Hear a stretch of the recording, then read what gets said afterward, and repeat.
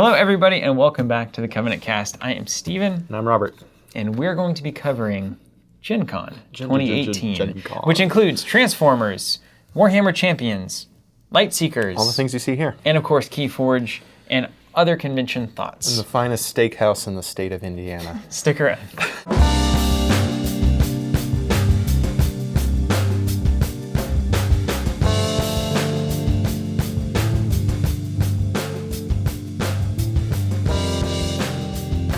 All right, well, here we are recovering and back from Gen Con 2018 of course, Indianapolis, Indiana. It was a fine con. Before we dive in to all of our Gen Con coverage, there's a couple of newsy type announcements that we might want to get to.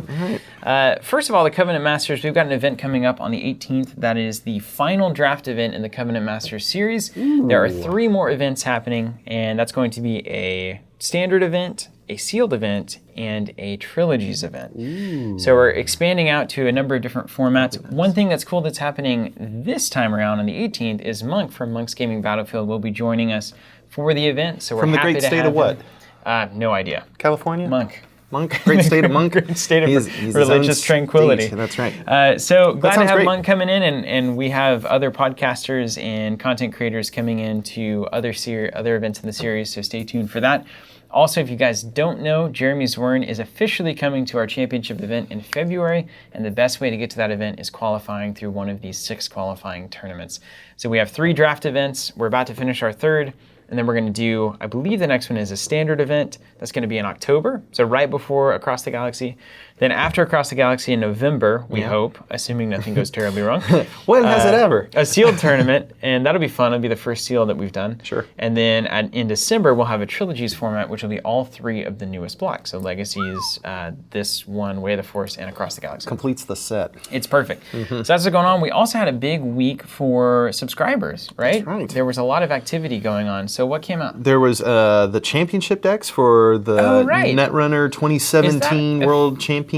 Is that the official last Netrunner release? Yes, other than the, I guess technically reprint of the Reign and Reverie expansion. But yes, this is the last new thing hitting the shelves, if not hands, the decks, everything. And then we also did what? There's a new Arkham pack coming out. Yeah, Arkham was there. There's a Lord of the Rings pack coming out. Right. And if you can believe it, 2 Ashes packs. Oh my gosh. What? Still happening. What is going on?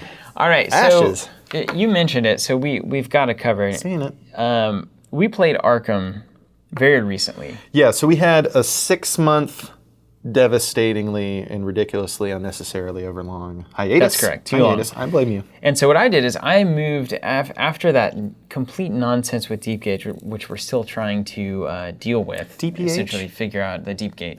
Oh, novella Deepgate. that got allocated. Like, remember that one? Yeah. The complete meltdown. I could totally misheard you there. So after that happened, I was like, I got to find Silas. So I scoured the ends of the earth and got a copy of that novella in a very weird and disappointing way.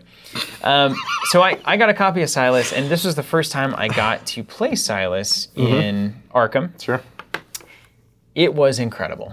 Tell us about him. I absolutely love him What makes as you an love investigator. him, other than those washboard abs? The skill, so I got the nautical prowess thing early, which is essentially free card draw. The ability to put those skill cards in and use them or not use them as you see fit. So refresh us on that specifically, because you were able to do something to the effect of a skill test arrives, you could commit a card and then back out of it, right? And then potentially also bring one back from discard into your hand or deck. That's his special thing. So you can essentially you can commit a skill card, and then before that skill check resolves, you can bounce it back in hand. After you see the token, you can bounce it back in hand. After the tokens, that's pretty awesome. So it's great. So basically anything that triggers on revealing a chaos token, which is his nautical prowess, works, but anything that reveals on failing or succeeding on a test doesn't work. Sure. So you can't abuse it too badly, but you can look and say, oh, I'm going to fail that test even with a skill card, I'll pull it back. But I think that's the thing and difference between a lot of would-be gamers is that it's not necessarily about needing or wanting to even abuse this thing. It's that it gives you so much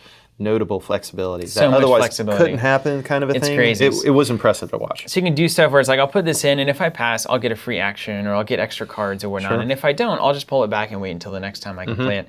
And then his nautical prowess, you draw a card whenever you reveal a Chaos Token, I believe. So you get to draw a card and then potentially even put it back in your hand. Goodness. So you can always commit it and put it back for free cards. And then you also have Superstar. He plays one skill card from the discard pile into the current skill check. Dang. Then that resolves, and after it resolves, it goes to his hand. So the cycling of skill cards is amazing, and just the straight up stat line abilities, and having an old sailor in the group is amazing. Similarly, I don't know, just not feeling it with, what's her name? The... Ursula, no, the explorer? No, she's who I went to. The spellcaster lady. Akachi or whatever her name is? Yeah. Sorry. But yeah, I just, it wasn't working out, but mainly because I didn't quite realize that with the current offering of cards available in the game, you're essentially becoming both a jack and a master of all things, but doing both or either That's impossible. Requires you to have specifically the fairly narrow quantity or options available of those cards. So for example, if you're looking to do damage with a spell, there's only really It's only shriveling. It's only shriveling. If you're looking to do investigating, there's only one, so on and so forth. So I wasn't necessarily thrilled with how the deck demonstrated its continuity, or rather the lack thereof. Right. So that's very unappetizing for me. So I went to Ursula, which now I definitely know, having played Ursula and Daisy, I like those Seekers. And she's the Tomb Raider, man. And she's the Tomb Raider. She's, of course, got the ability where after she moves, she can perform a free investigation action once per turn. It's amazing. That ability, plus some Pathfinders, plus field work, plus a couple other cards. It creates this, like, what would you call it? Synergy, perfect storm that, frankly, is more or less everything that I would ever want to do with a build your own deck kind of a game. This message brought to you by Arkham Horror, the card game. If you're not playing it right now, please start playing it. And once you do, subscribe to our service. That's right. Because it's just it's the best way to do it. No metaphor. It is one of the finest designed and playing games I have ever come across, ever. So, speaking of, we came across a lot of games at Gen Con 2018. What? First of all, we need to talk about KeyForge. We should probably just do that straight off the bat. It's precedent setting. It's a category creating. It's a totally new thing. For those of you who don't know what's going on with KeyForge, so this is a new game type. Unique card game. Essentially, imagine, and I think this is what Garfield's trying to do, right, is whenever Magic came out, it kind of launched an entire industry. Sure. To be fair. And whenever KeyForge comes out, is it going to launch a similar paradigm shift within all of tabletop gaming? Because what this game is doing is, rather than booster packs that you open to create a deck, or even just expansions that you open up to create a deck, all of that is pre-done. Sure. In that you get in a $10 package, which is right here for those of you watching at home. That's what it looks like. That's what you'll be getting. You pay $10 and you get one of these, and in it is an entirely unique, procedurally generated deck that contains 3 factions of the 7 in the game. 3 of currently 7. 3 of currently 7, that's right. So what this means is, for instance, let's say, I think the best way to understand it is, let's say that there's 30 cards per faction. So you get a random deck of 3 randomized factions, I get a deck of 3 randomized factions, and of those 30 cards within the thing, you get 12 of them. Yeah. But it's not that you get 1 of 12 different cards. You might get 4 copies of one card, 3 copies of this one, 2 of this one, 1 of everything. So I think they said there's like 20 quadrillion variants, levels. A lot. You know, different decks that could be out there. Vastly more than you can conceptualize. We don't know how many ultimately they're printing. Right. But the point is that fraction. Every single package that you buy contains a deck that is different than any other deck on the face of the planet. And the unit of the game is deck. So, like, I could trade my deck with you. It's a singular, unchangeable unit. It cannot be changed, altered. There's no building, there's no tweaking, nothing. On the back of every one of these cards in a KeyForge deck is a unique name printed on every single one of these cards, and a unique symbol printed on. So you can't mix and match in any capacity whatsoever. And now, you know... And that in and of itself is revolutionary, because so many times when we're playing these card games, it's like, well, what does the back of the card look like? And it's always, X, that one option. Right. But this is those quadrillion options, because it's going to have, again, 3 different factions that the deck comprises, and a unique name with a unique presentation of the archon that you're supposed to be representing when you're piloting this thing. So the first thing to say about KeyForge is you can't deny that it is a revolutionary thing that has happened. Yes. Straight up, period. What the ability to procedurally generate and fully randomize a package means for the industry is incredibly insane to me.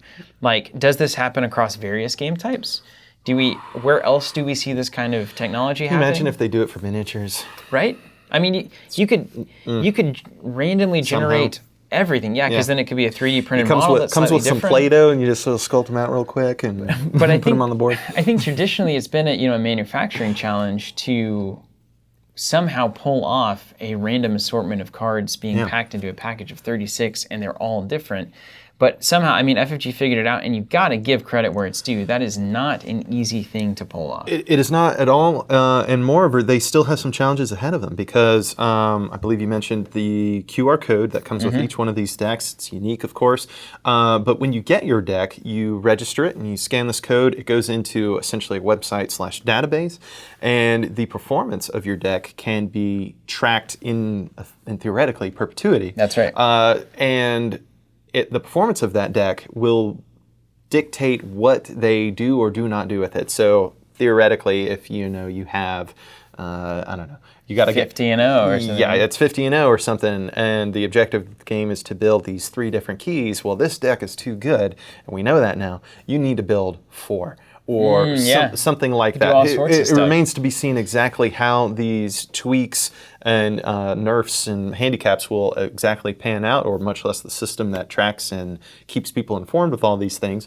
But it is unbelievably fresh, it's exciting, and new, and it's exciting. It's really exciting. I think it's moreover very worth focusing on all the cool things that you can now do as a result of this unique card game format. You can go to a tournament, and essentially there's now a new, I guess we already have a tournament. It's a sealed tournament. Technically it's sealed, but there's usually construction involved. But even with that, it's sort of like, it's some new weird hybrid between all but draft and sealed, because you're literally plucking one of these little boxes out, and it's got a unique deck in it, and you have no idea. The outside doesn't even tell you what the houses are or the shtick, anything like that. So you might as well be pseudo-drafting, pseudo-sealing, something like that, because you don't know what you're getting, you don't know how it's going to play, you don't know how strong it is compared to your peers.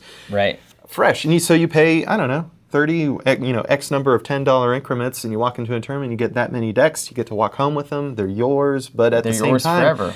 It's completely fresh, there's no metagame involved, you don't have to try to stay on top of anything, you get to focus on learning how to play the game. And that's pretty much it, right? Yeah. So there are a huge amount of strength with this model. I think, I don't know if it's an industry thing, I think it's just a human thing. Immediately the question is, well, how does this compare to the thing that I normally like to do? Sure. And so it's like, well, you can't deck build. And so if that's a really, really vastly important part of the experience for you, KeyForge isn't it. You lose the deck building, but you get the only copy of this thing, your deck that you have in your hands that will, theoretically and all but certainly, ever exist. And it is already yours. And that's it's so hitting cool. all of the things that I really enjoy about deck building. I just don't have to take the time to do it. Which, again, there are great things about actually deck building and having a metagame and all that. Doubt. And that's great. And we've been exploring that for 20 years now. So we're cool. Or at 25, really, if not more. But this is a new thing, and it should be appreciated and understood as a new thing. And I personally think it's going to be incredibly massive. Sure.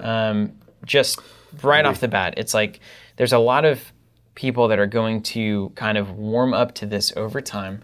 And then once the first kind of interaction with this in real time in their hands happens, will immediately get it and understand it. Yeah. And will then go for it. I think most people who have played the game and gotten decked for the game, they gave out a couple to everybody at the in-flight report. And of those people, I think there's a lot of early excitement and energy for people who have played the game and understand it. Now, the second part of this is a game system designed, at least initially, by Richard Garfield and kind of then cooperatively with like Brad Andres and maybe some others of the development team. Maybe Nate as well was involved. I think Nate has his hands in pretty much everything in that studio. He's very good at it. But the game itself is absolutely phenomenal. Yeah, that's the icing on this cake, is that it plays like a dream. I've only played 2, maybe 3 games from start to finish, and each of them has been unique, compelling, and massively entertaining. That's what happens when there's no net decks, right? It's just like, and then we'll be like, okay, give me a new deck. I'll just try this out. And every deck plays a little bit differently, and sometimes vastly differently. Yes. Jonathan's got this deck with a lot of Martian stuff in it. It's got like 10 or 11 Martian creatures. I've got a deck that has a bunch of grabber jammers in there. Yeah, it's like, what are you guys doing? You're weird. I've got a deck that has 3 Seeker Needles from Shadow in, and that's so it plays more of an artifact, snipe your opponent's units game. Sure. And so as you're playing, you're discovering the strengths and weaknesses of the deck literally in every turn in real time. Yeah. And so it might be that you get a deck and you're like, this isn't the cards that I want. This is no good. And you play it a bunch and you start to learn it and then you're like, this is incredible. Yeah. And it starts to do really well. So there's a lot of confusion and kind of like, well, what if I just get a bad deck? I haven't experienced a deck that after playing 5 to 6 games doesn't unveil its strengths and can play at a level that is not disappointing at all. Like even things that look really good on paper can play against things that look really bad on paper, and over time they totally start to even you learn up. its dance, and it can really perform then. Because what you're losing in consistency on one deck, you're gaining in adaptability, right? Totally. And so the way that the cards are designed and the way that the synergies are kind of like passively in there, it's like every card is kind of universally valuable enough to work with other universally valuable cards from all these different factions. I honestly, I'll tell you what, I think it's certainly the biggest development at Gen Con, undoubtedly. I agree. Assuming it catches hold of people's interests and if not imagination, then I think it is all but a budding revolution. It's so new. I mean, we just have never seen that in a long time. We have never seen anything like this before, particularly in this industry, which I think is disproportionately prone to iterative repetition type of slightly new mechanic. Yeah, it's like we've seen the worker allocation game. We've seen blah blah blah blah blah. It's time for something new and fresh, and it happens to be today. And the closest we've gotten in the past is the legacy format. I think it was kind of a precursor idea of like, what if every game was different? Yeah. And honestly, this is what Richard Garfield was saying. Of course, if you guys don't know, I mean, this is the designer of Magic the Gathering. Yep. A lot of prestige. Original Netrunner. The Netrunner system, Star Wars trading card game, which Zach and I loved a lot. Robo Rally was a cool one back in the day. Said that this is the game that he envisioned whenever he made Magic. Yeah. In that everyone comes to the table with random, unexpected things. Like, he envisioned Magic to be, you just bought a booster pack and got this dragon that nobody's ever seen before, you put it in your deck, and now it comes out and it's insane. Yeah. Right? Nobody knows. And there's no... But as it happened, right, this industry exploded. Yeah, market and secondary market forces took over. And so I was like, well, how do we fix this if we don't want people like selling singles and net decking and all that? It's like, this is how you do it. Exactly how you do it.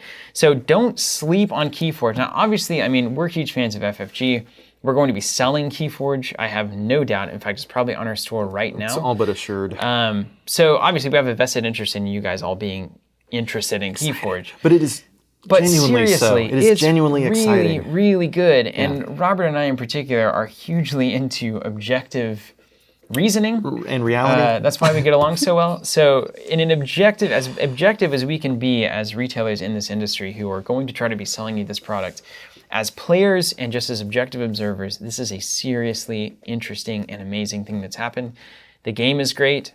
The design team, of course, is incredible. The distribution format is totally new and the most accessible format on earth in tabletop games. I can go get somebody off the street right now. Tell them for $10, I can show you this entirely new gaming experience. Well, I'll wax a little personal here, which I want to do most please. of the time. But for the last several years, I have felt a greater and greater disenfranchisement from the LGS, mainly because it's always known what you're going to get. Now, generally that means both a good time, but also the same stuff, different story, same stuff, different day kind of a thing. It's the similar kinds of decks for this game, that miniatures game, this game. But with something like KeyForge, I am really looking forward to being in a position where it's like, I would like to spend more time at the store because that deck costs $10, or any deck costs $10, and I can pick that up. It's a trivial amount of money, relatively, and I can get a completely fresh, ready-to-go experience. I can have a beer while I'm at it. I can have some light chit-chat while I'm at it, and it's just going to change that one paradigm that I have been predisposed to get hung up on, and it's like something truly unlooked for and ready to go. It's the hot and ready. It's crazy, right? It's truly hot and ready of the gaming world. You start to think about it and talk about it, and once you guys experience it, because since we were all at the in-flight, we got to bring home, I think it was 8 decks, like 2 per person. Yeah. And busting those open and then just being like, let me play with that one, let me see that one, let me see that one. Sure. It's like, here's the other thing. And I'm sorry, we just got to cover this because it's so significant. Well, it's the biggest thing since sliced bread, as far as we can tell. It's also the spiritual flavor successor to Spoils, which is a big deal to me. So it's a little bit lighthearted, but it's not childish. That's right. The art style is, again, a little bit more accessible, a little bit more fantasy, like World of Warcraft, a little bubbly, like Hearthstone, but still done in a serious enough way that it... Hearthstone? Hearthstone. I did this all the time. I'm sorry, I just had to peg you on it. But Earth, E-A-R-T-H, put an H on it. But what about heart? Yeah, that's true. Yeah, that's right. I'll go with Hearth. That's actually the best argument I've ever heard. Also not looking at the dictionary to learn how to say it. So Hearthstone, yes, sorry, is the same kind of art style, but it's still a little bit more FFG serious. Sure. A little bit more FFG realistic. And so it's not just a pure carbon copy of those styles. And it makes sense because if you don't know, the faction set you get from the first 7 that you're going to receive are all over the map. I mean, it's sci-fi, it's fantasy, it's weird, it's traditional, but they all have a similar kind of wacko vibe going on. That's true. But we're already licking our chops at the fantasy of in sets to come that what if they go elemental? And so you get an earth faction, water faction, so on and so forth. It's you can do a totally different game just like that. But it's it's still conceivably is KeyForge, and there's still these archons, but now as opposed to being from Mars or this weird techno planet and all this kind of a thing, it's more it doesn't have to be the same planet, but like Avatar-esque. And, can have an evolutions. And this is the lightning faction, the metal, the blood, and all that kind of fun stuff. It's an open world, open season for this thing as far as we're concerned. So KeyForge, big deal. Yeah. Big deal. Big deal. Check it out. And that's kind of the story of Gen Con 2018. But how can people see something if they want to look right now? Right now, so we have actually a Learning KeyForge series that is kind of developing as we go. So we've got 3 blogs right now. You can find them on our website. That is what the game is, some live streams of us playing the game, and eventually more produced videos of that. And then how to buy the game. So we're going to do a subscription for it in the same way. They're going to be boxes of decks, just the same way they would be booster packs. 12 in a case. I think it's 12 in a thing. So we're going to sell those in subscriptions. So I think that's actually, for me, I would probably start each set with 1 box. Yeah, and then just have 12 decks and just reach out and grab it. I would grab $10. I would maybe open them slowly. I'd maybe open a couple a week just to play and enjoy. Those puppies. Some people will open all of them, find the ones that they really jive with off the bat, and then I'd probably buy a new one once a month or once every couple of weeks. Or if I'm playing a bunch and it's like this deck just didn't do it anymore, I'll just wing it and buy a $10 new one because the new deck that you buy, the $10 deck sitting there on the counter could be the best deck in the world. I really cannot wait to also start seeing whole decks being traded between players. It's got to happen. Sell something for $500, a deck online for $500 because it's got these sweet combinations in it. It's going to be insane. It's going to be great, but it's too sweet if it's too sweet, rather, it's going to start getting that Nerf hammer thrown at it. Yeah. So again, we don't know how that's going to work, but we'll see. We think it involves there's the chain mechanic. That's where right. Chains. Yeah, so in the game, you can give yourself chains, and if you have like 1 to 6 chains, you draw 1 less card a turn, and then you discard a chain. Maybe start with chains. So maybe you start with 18 chains, which means you draw 3 less cards as you get rid of those chains. So there's already a handicap mechanic built in. It feels very Richard Garfield, honestly, like solving the problems of decks being too strong. And there's not a huge wall of text. It's all about, just simple, direct things, and some of them are absolutely fantastic. And I would say if you play any of the games that we like, you should definitely try KeyForge. It has, to me, like elements of everything that I love about all the different games that I've played over the years. Seriously, cannot praise this thing. You thinking about tokens yet? Oh, yeah. Good. Yeah, we're thinking about tokens because it needs some super nice tokens that would make it nicer. Good idea. But that's not to say that KeyForge... Somebody was bound to ask. Not to say that KeyForge is the only great thing. So it's worth noting that FFG, for all that they do, and bless them for truly being, and this is something they deserve credit for, they are innovators in the industry. They are. Straight up. All the way from Twilight Imperium up to KeyForge and the LCG model and everything in between. They're willing to make bets on new and weird things. But they also strike me as like the artists of the industry. Sure. In that they're really... eccentric. They're very interested in new and exciting things rather than like hammering down the fundamentals, right? So they have constant like distribution problems and like stocking problems, that kind of thing. Whereas Wizards, on the other hand... Maybe not for long. Wizards focuses on like, magic, and they just execute. Yeah, or monolithic. Right? But they don't really innovate that much. So there's a cool little back and forth. But that said, the fact that KeyForge was announced on the in-flight on Wednesday, and then was kind of like muttered about and kind of talked about for the next couple of days, and now until November as we build to release. I think it's November. That's the speculation. Is really not a good way to launch KeyForge. I'll be honest with you, in my opinion. Go on. So I think what you have to do, and again, this all comes down to, can you get the product in time? Do you have enough lead time? Whatever. Sure. You've got to have a booth in Gen Con that is just KeyForge. Sure. And you got to be handing out these decks. The number of Gen Con attendees that would pay $10 for one of these decks to see what the game is about. Dip your finger in the ink. Is 30,000 people. I mean, everybody does that. And then the entire con is consumed saturated by with this. KeyForge, and everybody's playing each other. They take those seeds out into the wild. It's done. Forest overnight. So I think it was I think if I could have done it myself, and if obviously the financials and the et cetera all made sense, then that's the way that I would have done it. So unfortunately, KeyForge didn't get the big explosion that I think it could have had up front. Sure. But it still is going to, once it gets out to distribution and gets out to stores, I think it's going to be a huge blow up. Yeah. That said, it's not the only thing happening at Gen Con, obviously. Oh, yeah? Because there's a lot of other great games here, which was really cool to see. Good luck proving it. Yeah, we are.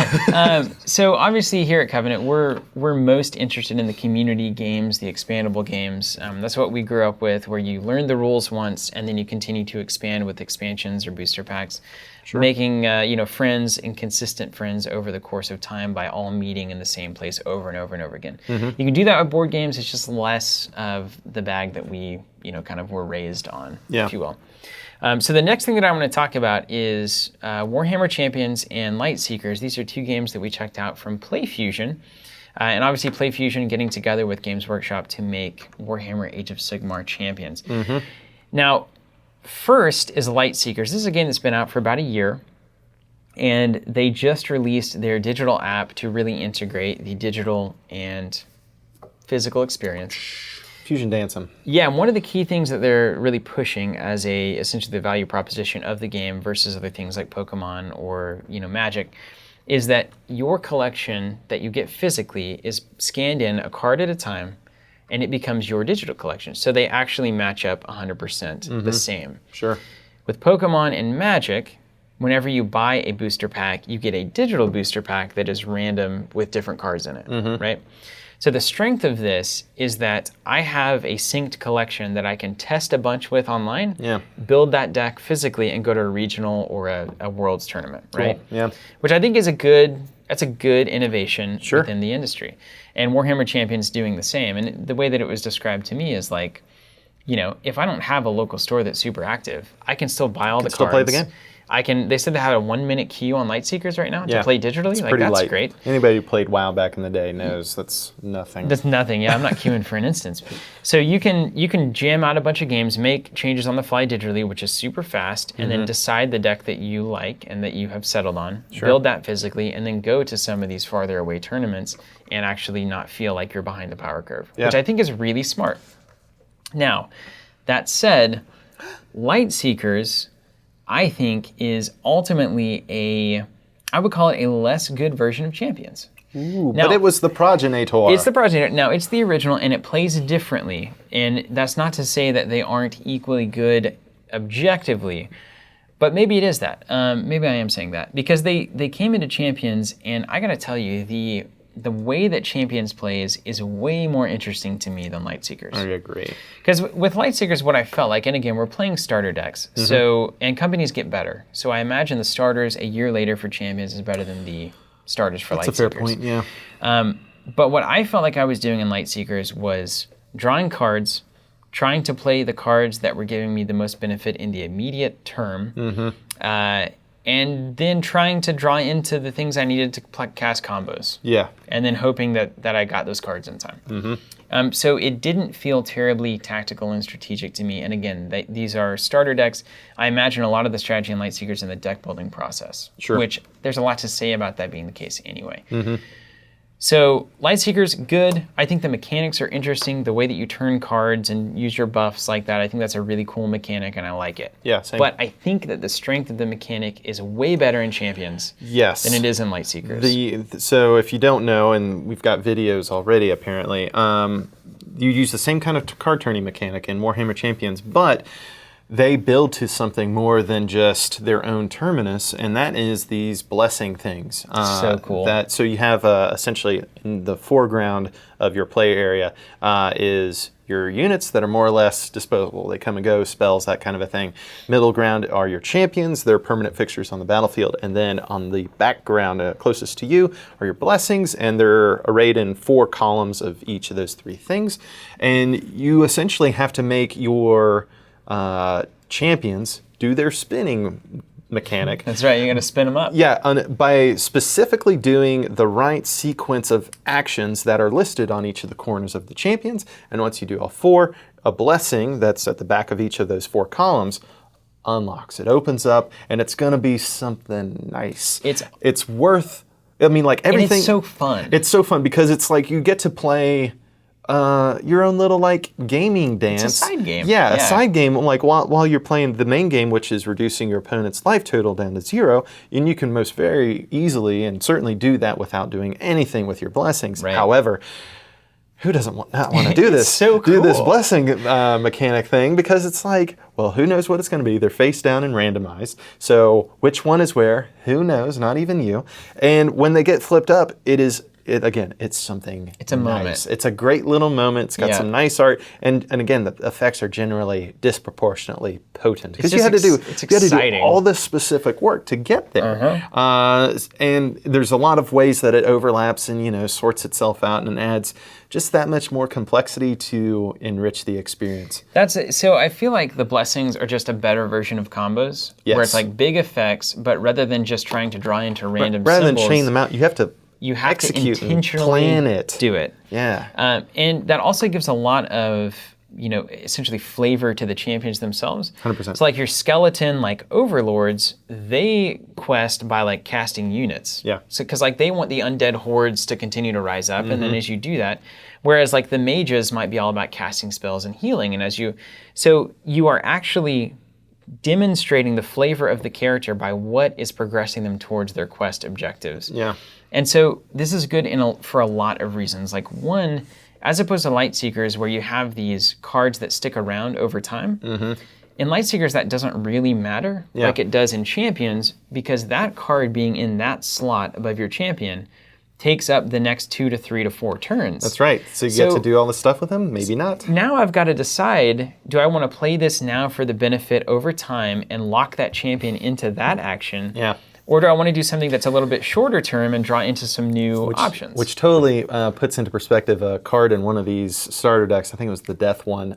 You could essentially reposition your champion. And I was like, why haven't you done this? I don't know what the blessing is and all this kind of stuff. But now that you put it like that, it's like, I can slot this champion who's preoccupied into an empty slot so a new ability can be put into play, which will rotate him that much more faster, yada, yada, yada. Next level, and right? it's just like, ooh. And it's really, and nice. I think that, so you have the 4 lanes, and so there's a lot of strategy that's immediately coming into play about essentially time management and slotting things in at the right time.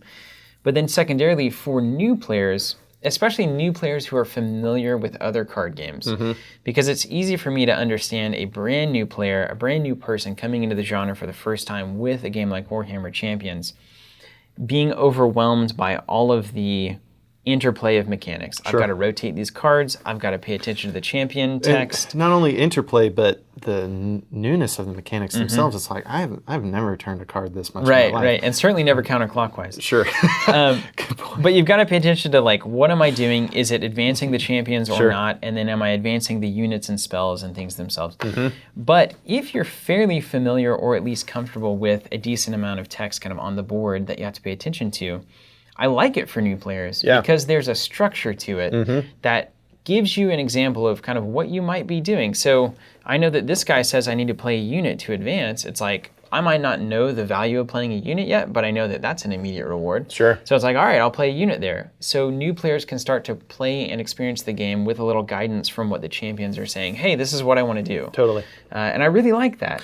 And frankly, one of the things that is unique to all the games we've mentioned thus far, and perhaps even the final one that we have yet to touch on, is they have gotten out of the whole like stack mechanic, the like order of play, resolution, sequence stuff, for them. Which used to drive me up the wall. No interrupts is the thing. No interrupts. No interrupts. It's just like, it's his turn, he's doing his thing, and then you're going to be done. And how clean is that? It's perfect. And there's 2 things that we saw at this Gen Con from these expandable games, and it seems to be modern design theory kind of at work for these kinds of games. No resources. That's a good one, yep. And no interrupts, counterplay, nonsense. Order resolution, cancels, etc. Craziness. Which is awesome because, and Jonathan and I have talked about this extensively because he's quite annoyed by it. There's nothing more frustrating than planning a turn and it being your turn to do something, and then for whatever reason, it's just like, can't do it. Nope. That's never fun. No thanks. It's never fun. So you just take that out of the game, and then everything just flows back and forth. I have to anticipate your actions. You have to anticipate mine. Destiny's the same thing. There's no interrupts in that game. From hand, like, unexpected. It's all on the board and ready to be seen. So I do love the no resources. Yeah, it's right? a big deal. So it did that. All of these games are doing that. And then secondarily, tertiarily, Transformers. Yes. Another game that has no resources, a game that has probably one of the least exciting starter experiences I've ever seen in my life. Undoubtedly true. So here's what they did. So here's the thing about Transformers. It's a totally different and new kind of game, and it seems extremely interesting. We have to essentially kind of imagine what it's like outside of a starter environment to try to appreciate what it's doing. And putting meat on the imagination bones was that you, even just this morning, showed me, like, hey, look, I saw here's a snapshot of like some new cards coming down the pipe, and it's like, okay, great. Yeah. There's more potential and things going on that we just haven't seen yet that will, add some complexity to this. Because as the starter decks played, they were extremely simplistic to the point of being boring. Yeah, at least mundane. For me. Yeah. And so what they say, and here's I don't get this. So we have the Autobot starter is the only thing listed How is on that Hasbro. possible? I don't know where the Decepticon starter is, because even in their how to play videos, they have the 2 facing off against each other. What? I'm almost certain that may not be true. I think it's just dial it back Megatron already. talking. That's fine. But you gotta have both starters. You gotta have Autobots versus Decepticons, and they suggest that one starter can start 2 people, which means that we each have 2 Transformers. Just mirror matching it? And don't do that, because whenever you and I have 2 Transformers, the way the game plays out is every turn, one of our Transformers attacks. Basically, we do a flip, we play some cards, and they're either coming into robot mode or whatever else they are. Now, when you attack, you tap, and then when your opponent attacks, they have to attack one of your tapped characters if there is one. Otherwise, they can choose amongst them. So if it's 2 versus 2, my first attack dictates your first attack, and then my second attack is dictated by your first attack, and now you have a choice between my 2. And it's like, it's horrible. Yeah. So just don't do that. Once you get once you get 2 starters and you have the 4 Autobots versus the 4 Autobots, it's annoying because it's all the exact same cards, but you get a better feel for the strategy at play. That's true. That's very true. Where I'm like maybe flipping something to a greater armor value and then forcing you to attack that by attacking with that thing. Yeah. I'm playing some interesting battle cards. I'm upgrading my guys with blasters and armor. And then the weirdest mechanic, and the one that, it takes a little getting used to, is the flipping up from deck. That's right. It kind of feels like Shields and Conquest in that you never quite know if you're actually going to be able to do anything. It drives me insane because it's different to me, dramatically different, even from a game like Destiny, where you have dice that perform something similar and that you don't quite know what's going on. And you could, draw some better comparisons, but for some reason the vibe, for me, personal bias, of flipping these random cards over, and granted, you built your deck and all this kind of a thing, but worth noting, whenever combat takes place, the attacker flips 2 cards from the top of the deck, the defender flips 2 cards from the top of the deck, and on every card there's either an offense icon, a defense icon, sometimes in multiples, or a white bonus icon, which means you flip 2 additional. 2 more, and only 2 more. And only 2 more, or blank. Sometimes they're blank. So anywho, with Destiny, it's like it's a tighter range. It's one of 6 options every time, rather than just essentially this weird potpourri of whatever happens to be coming off the top of your deck. It was driving me nuts for some reason. So it's like you launch an attack. It's like, okay, I have 5 attack against your 2 defense. I flip 2, and it's like, oh, +1 to attack, and then you flip 2, and it's like, oh, well, +4 to defense, and it's like, okay, I did 1 damage. Next turn. And it had moments where it felt like the strategy was overly simplistic. Yes. It seemed obvious who should be attacked and who shouldn't. Now that said, sound effects helped. Once Jonathan and Zach played their 4 versus 4, which we did live stream. It was a whole new world. That was a whole new world. Yeah. It was a totally different game. You started to see and understand how the game can be incredible. How the flipping was super interesting and lining up and timing your flips, how your battle cards could unexhaust certain things so that they couldn't be attacked. That's right. It got really fascinating. So you guys should check out that live stream and see that game in a true 4v4 format, because it's true. Aside from that, it's not an accurate representation of the game. And again, it's one of these no resources. The turn order or the stack interrupt effects aren't happening. Doesn't exist. And it's pretty easy to understand. Now, another thing about Transformers I don't know is who this game is ultimately aimed at. So it is a good question. The battle cards have the classic 80s cartoon art, which I connect with as somebody who watched those as a child. So our age group potentially is a target audience. Hello, millennials. But then secondarily, we have the new age art on the Transformers themselves. Yeah, more polished, sharper, fantastic, Michael Bay. And it's kind of pointing more towards a younger generation. Yeah, the people who only know it from the movies, perhaps. And so is this a game that we're supposed to be playing with our kids? Is this an introduction to the hobby that a father and a son can have to connect over? They're bringing generations together. It could be that. Or is this a game that's, again, trying to appeal to everybody that Magic is missing because it's not high fantasy? Sure. Right? So there's a lot of questions here for Transformers, but I think once you're outside of the starter experience, having looked at a lot of the cards, they introduce a whole lot more complexity and a whole lot more interesting decision-making in everything that I didn't see in the starter. That's true. So That's true. I think it's going to be a good game. I think the flipping and transforming mechanic is front and center, which is what you want in a Transformers game. And there's a lot of, and they've got they're doing the collectible thing so hard. They are doing the collectible thing so hard. They've got super rares in the game. It's like 1 in 96 booster packs. You get a special Bumblebee meaning business, Transformer card. So this one doesn't die after I gotta tell you, sting. and this is to say, this is objectively, I look at that and I'm like, oh no, it's not for me. But then there's a piece of me that's like, I want that yeah, so bad. Yeah, I know, I agree. They got us. The lizard brain takes over and there's nothing but desire. So we're definitely super seriously pursuing KeyForge and Champions and Transformers and Lightseekers to kind of a lesser extent because it's less... TBD on that one, I guess. Right, yeah. because it's been out for a year, right? So it's harder to get in established markets than to, provide a lot of support and energy up front. Correct. To learn the games, to provide a lot of value to people, and to get those subscriptions rolling before, you're a year in. And it's everybody's got their, supplier figured out. So that's it. Yeah, so we're looking at these games. These games are phenomenal. Aside from that, Man, what'd we honestly, do? You know what this Gen Con was for me? This Gen Con was me learning that it's about, and really the Covenant brand, I think, celebrating all of the different games that could be played. Like, these are all vastly different games. Some of them are not my personal preference, but I like them and I understand them all as there's a target audience for this. They don't need to be judged, put in a box, of judgment or dismissed out of hand because it's not your cup of tea per se. There's an audience for all of these things and people who will enjoy them as much as we might not, kind of a thing. They need to be good games. Yes, and certainly they all are, but to varying degrees, perhaps. Sure. Well, I think they're all. I mean, I think KeyForge is the way that it all plays Just together. I think you can appreciate as an academic, if you will. Yeah. Studying this, this Richard Garfield-led design and how these things are definitely. Yeah. I think it's definitely that kind of game. So it might be like a $200 wine where like a wine connoisseur could be like, oh, this is how it's so good. But if you're just looking to get the Boda box, then all of these games are fantastic. And it's both the $200 bottle and the Boda box. It's a big deal. Think about that. It's a big deal. It's crazy.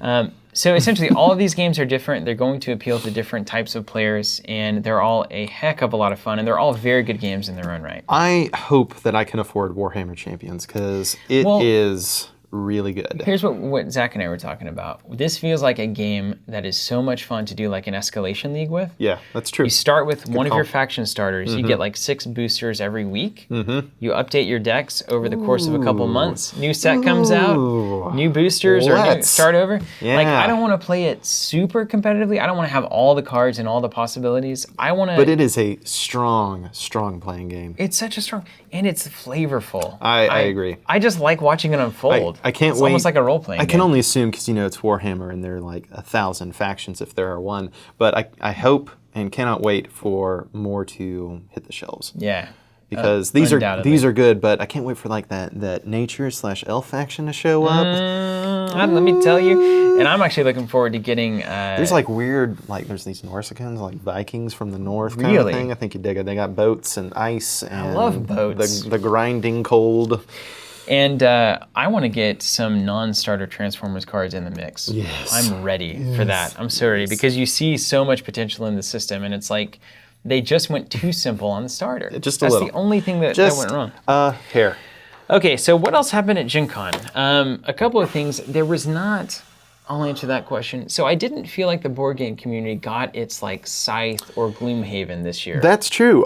Root was the closest we got. Root was the closest, but every other year prior that I can think back on, even just walking around the exhibition hall, you can just hear it coming out of people's mouths. And you walk 50 feet this way, and then somebody's going to say Scythe. And walk 50 feet that way, somebody's going to say Gloomhaven. And it's just like, oh, well, I didn't know, but now I do. Yeah. Who sells that? Of course, it's already sold out.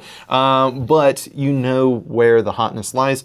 This year, not at all. Probably Root was the closest thing, and I don't even know what the game is. But even like last year, it was photosynthesis or whatever it was. Was it photosynthesis? Photosynthesis, and then it was Scythe or Gloomhaven, one of them. There was one of those big games that had happened that everybody was freaking out about. But yeah, you could catch it just on everybody's lips, and less so this year. But we'll see if Root.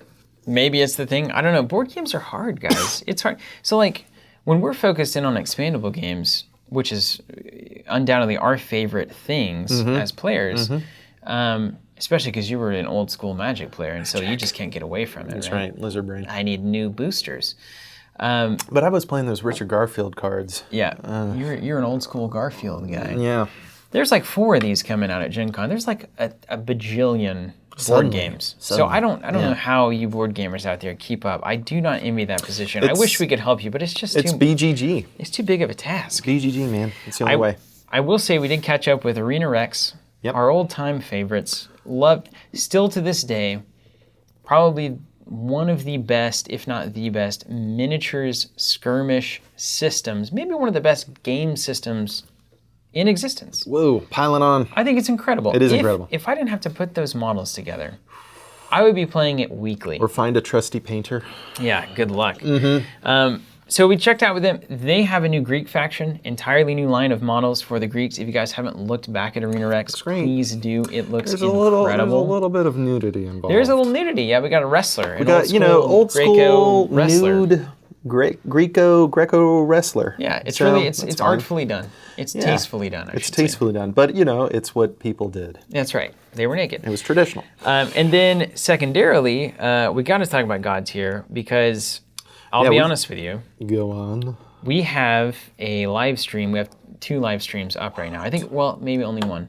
Don't tease Matt and I playing against Alex and Zach. So Matt is the creative director at KeyForge. Alex is the lead designer of Godtear. And so we played against each other with a 3-on-3 full-on spread. That was a big game. It was a big game. And the paints looked great. And for the first time, I was playing a fully realized game of Godtear with everything painted on the board, all of the rules essentially finalized, at least in their 1.0, like this is where we are. Sure. And like this is where we're going to be in terms of the game rules.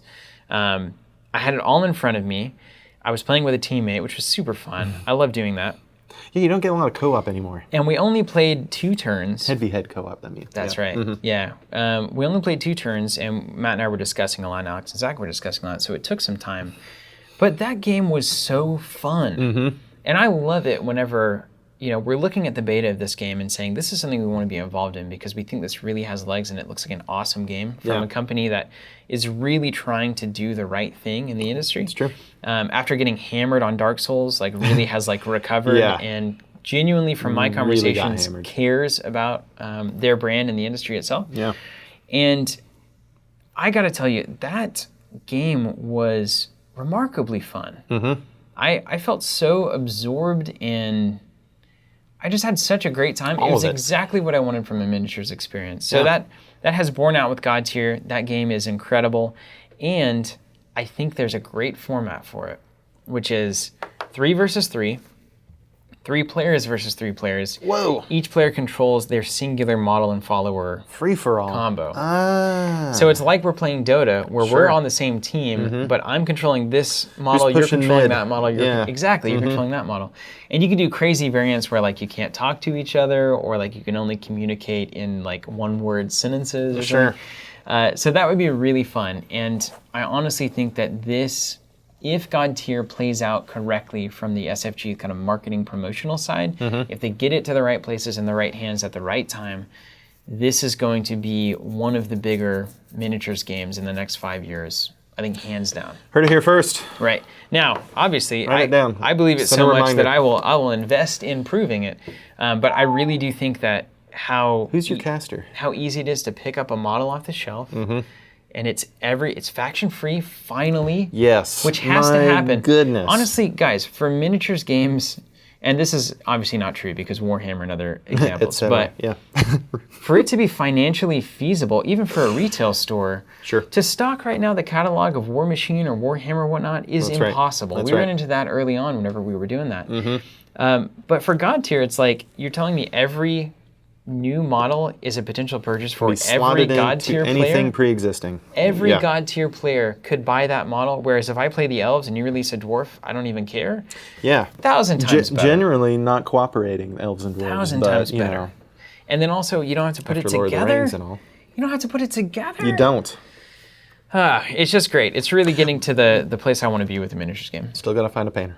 You got to find a painter, but at least they're nice. And a turfer, resin. A turfer. Some good. The turf really came around. We call that basing. The basing, thanks. Because there's one of the particular models. He's like some golem, but he's sculpted in a way that, or at least presented in a way in this particular case, where it looked like he was just sort of rising straight up out of the earth. Oh my gosh! And so much so that he was bringing sod and flowers and all this kind of stuff up into his, and it just looked immaculate.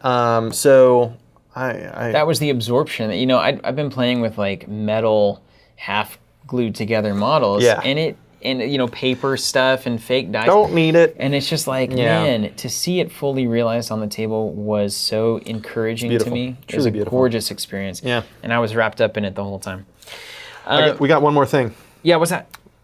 the finest steakhouse. Oh, in the yeah, state man. of So it's Indiana. been there for thousands of years. Tell us, regale us. Okay, so we're talking about St. Elmo's here. You might know it from even the likes of Parks and Recreation. But long story short, it's a century-old plus steakhouse downtown Indianapolis, and they're doing everything very old school. I'm sure there's a term for it, but I don't know it. But it's a very pared down menu, but presented in the kind of like old school continental where you can order, you can't order this there, but oysters Rockefeller or your shrimp cocktail, as well as your steak and salad and soup, that kind of a thing.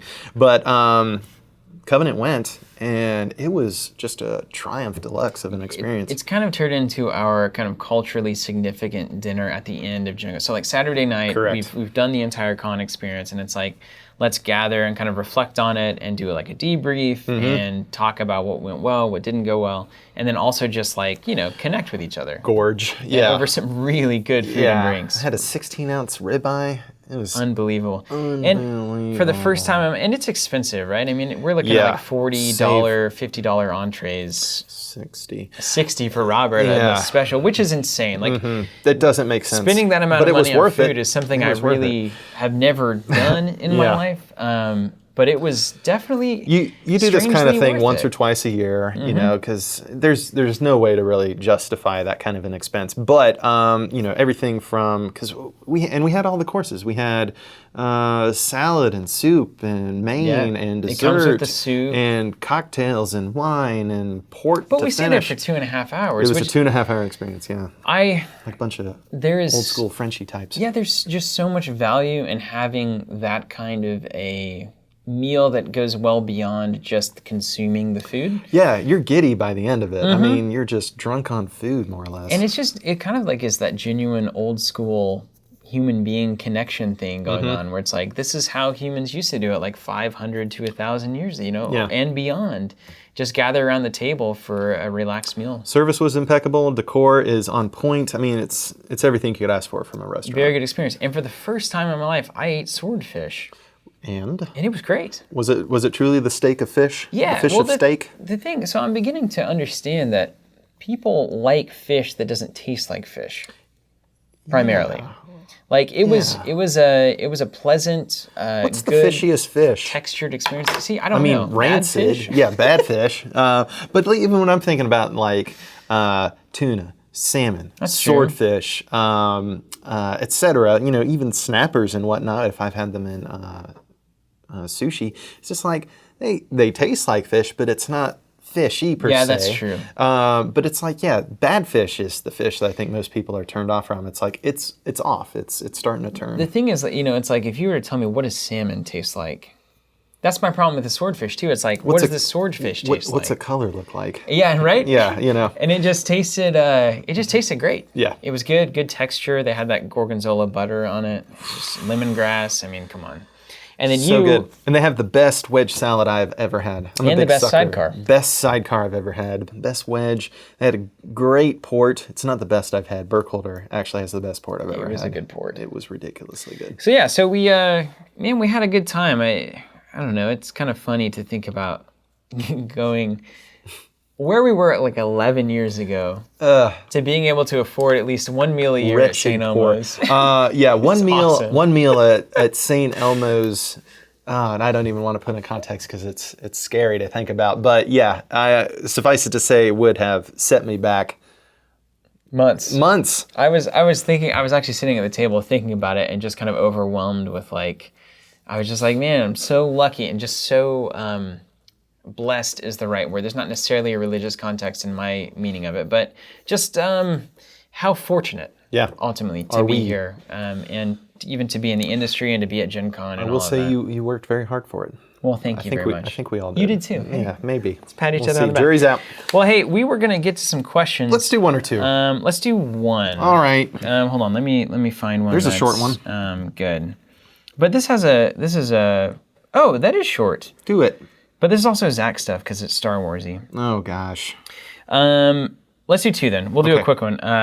One of the most interesting things, and I'm sorry, we don't have the name here, which is a bummer. It didn't print out. It's usually printed underneath. Goodness. I'm sorry. Recognize it and give us a shout out. We'll try to get that. It's a cool avatar. Yeah. One of the most interesting things from across the galaxy you guys didn't mention was the idea of negative plot values, which is true. That sounds like it could open doors for all sorts of decks. So, for instance, they did this in X-Wing, where it's like you attach a -2 to an A-Wing, and it gives it more room to use, upgrades.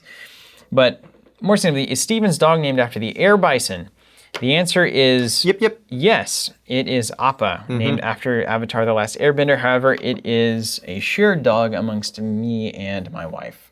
So I can't claim, and she named it. She named it. It was hers, and then we got married, and then it became ours. I know without question that Shannon is majority shareholder. Oh, 100%. Of that very sweet animal. That's right. That's true. That's 100% true. Very, very sweet, very sensitive. And then number 2, Clone Wars is coming back, which is just a PS, and yes, you are correct. It's true. You are correct. And then let's do, this one seems kind of hard. Landon Dastrup.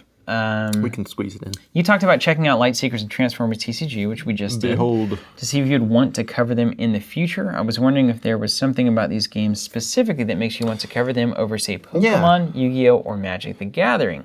Or is it that they're new, where the other 3 are covered so much elsewhere already? And you actually all but covered this a little bit earlier in this exact podcast, where these are established titles, even Lightseekers, which is just a wee baby comparatively, and only being a year old. The communities are established. The more or less the industry has made their decision by and large if whether or not they are interested in participating or not. And more than anything, if you as a business, which we are looking to have a decent crack at getting people in on something that we're spending time and money to work towards making them interested, getting them interested, keeping them interested, then you want to have the broadest net to cast. Absolutely. So you can only really maximize that potential when a game is just coming out. It's all about opportunity, right? Exactly. It's the biggest opportunity right now for us to get through to a Magic the Gathering player. We have to fight through all of the noise that is already out there amongst all of the Magic content consumer sites, loyalty, all that kind of stuff. All the stores, all the events, etc. So when you have new games coming out, especially ones that are good enough for us to really take a look at and enjoy, and then also that are bringing new mechanics and new innovations to the table, it's just a great time to get involved and then to essentially facilitate players who are interested in finding about these games and playing them, make the path as easy as possible for them. Correct. And that's certainly what we're trying to do as a brand. And so as new games come out, we're certainly looking to do that for those that fit the bill. And then if, in the future, if there are other games, something like a Lightseekers, that we find an opportunity where it's like a new set coming out and maybe it looks like there's an opening in the marketplace, as it were, for us, we might jump in there as well. Sure. So there's, it's not that only new games will get covered, but it's just where the best opportunities are, and it's honestly where a lot of our own excitement is. Correct. To see what's kicking in the industry and what's going on. So yeah, that's essentially why. It's the long and short of it, yeah. And also, do we need more Pokemon, Magic, and Yu-Gi-Oh! Content sites and support? Do you have any, are you lacking in, support for these 3 major games? You can go to any major city, you can go to the smaller places, you can find a game of Yu-Gi-Oh!, Magic, or Pokemon. I mean, it's the easiest thing. So it's just we're just we really would rather serve people who are currently not served. Sure. Yeah.